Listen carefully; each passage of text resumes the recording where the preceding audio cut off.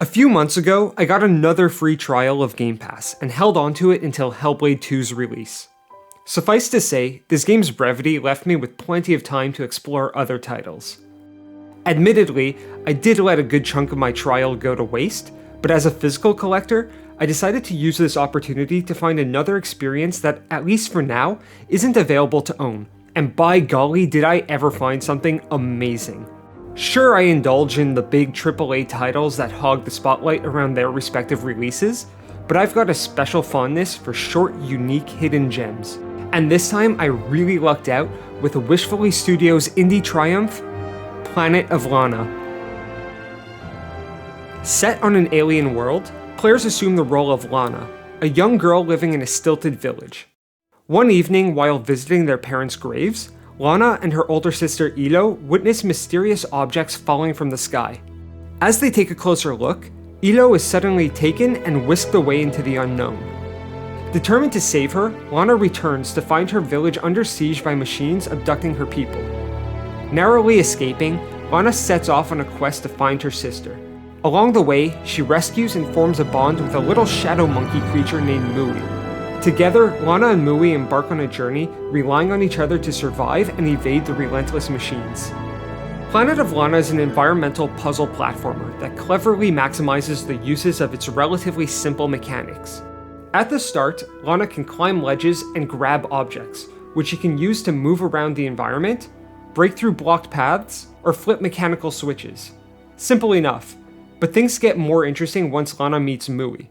Mui can be commanded to wait or follow, and can be used to activate pressure-sensitive triggers. Lana can also direct Mui to interact with certain types of objects, like ropes, holes, and buttons. Later on, Mui gains the ability to temporarily possess creatures by locking eyes with them, and Lana acquires a mysterious item that lets her control certain machines from designated stations. Using these mechanics, Lana and Mui must work together to overcome challenges and obstacles to uncover where Ilo has been taken while avoiding capture themselves. Planet of Lana's simple mechanics were enjoyable enough, and there were a few puzzles that actually made me pause and consider my options, mostly due to using the mechanics in unexpected ways. But the real appeal of Planet of Lana was its art. I've mentioned in previous videos my deep appreciation for games with unique aesthetics, and this one hooked me right from the start. From the moment the game began, I was captivated by its art style. Every scene felt like watching a story unfold through a Miyazaki-esque painting, with animated parallax backgrounds and foregrounds, creating a constant spectacle that was hard to look away from. Complementing Planet of Lana's awe-inspiring visual aesthetic was a soundtrack that matched its beauty. As I played through the game, it felt like a captivating blend of Playdead's Limbo and Japan Studios' Ico and The Last Guardian, from gameplay to themes. Lo and behold, when I reached the credits, I discovered that the soundtrack was composed by Takeshi Furukawa, the same composer behind The Last Guardian. The narrative weaves themes of kinship, survival, and perseverance in the face of overwhelming odds, presenting deeply touching moments as Lana and Mui's bond grows. Despite the use of a fictional language, the story, dialogue, and emotions are conveyed fluently through context and tone. The repetition of certain words or phrases often gave the sense of deciphering a new language as you encountered them in different settings.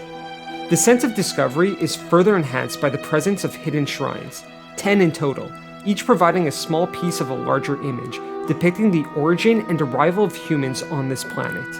This brings me to my first piece of criticism. The shrines were so well hidden that I didn't even realize they existed until I stumbled upon the 9th one. Thankfully, this game includes a feature that every game should have: Chapter Select. However, for such elusive secret collectibles, I feel there should have been a more substantial reward, like an alternate ending. The contents of the shrines don't reveal any hidden narrative or deeper meaning, as the information they provide is pretty easy to deduce early on, and is explicitly revealed not long into the game. Another point worth mentioning, though it didn't bother me personally, is that I feel some may criticize the relative ease of many of the puzzles. I didn't find them too challenging, with a few notable exceptions, but I also believe that not every puzzle in a puzzle game needs to be a brainbuster. The varied use of abilities and the way the story was woven into the gameplay was more than satisfying for my taste. If anything, the presence of a trophy for completing a no-death run is a bit annoying, as it leaves absolutely no room for even minor slip-ups, even though any successive playthrough would inevitably be quicker and easier. Still, I do intend to go back for this one. I don't have many criticisms for this game, as I thoroughly enjoyed it from start to finish. However, my biggest minor annoyance I encountered was having to constantly remind Mui to follow me after every command. Mechanically, I understand why this is the case, but a trigger that automatically resumes Mui's following when Lana moves a certain distance away from a puzzle could have been a nice quality of life feature adding a touch of realism. Speaking of realism, the machines hunting down and abducting all animal life on this planet seemed like they should have been advanced enough to scan for animals and overcome minor obstacles. But the story and gameplay were so immensely enjoyable that I was perfectly willing to suspend disbelief in service of the overall experience. On one hand, I wish Planet of Lana were a longer experience because of how much I enjoyed it. However, extending the game might have risked compromising the quality of the story and overextending itself. As I mentioned at the start, I love a short artistic experience, and Planet of Lana delivered in spades. From its beautifully detailed environments and sounds, to its story told entirely without words. One doesn't typically associate side-scrollers or puzzle games with being cinematic, so not only was Planet of Lana a surprise in this regard, but it was exceptionally successful at that. I'm thrilled that this is the game I chose to close out my Game Pass trial with, and it should go without saying that if this game gets a physical release, I'll be the first to throw some clams at it. But what are your thoughts? Have you managed to play Planet of Lana yet? And if you did it resonate with you as much as it did me? If you didn't, let me know if you'd give it a try. It's a very short game, so especially if you have Game Pass, I highly recommend diving in. If you found this video helpful, please consider leaving a like and subscribe. And as always, I hope you'll join me in the next one. Until then, I've been Punch and Funk.